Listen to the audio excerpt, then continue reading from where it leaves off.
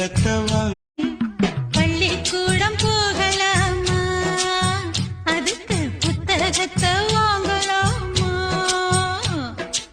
எல்லோருக்கும் நல்ல பாடம் சொல்லாமலே புரியும் பாடம்.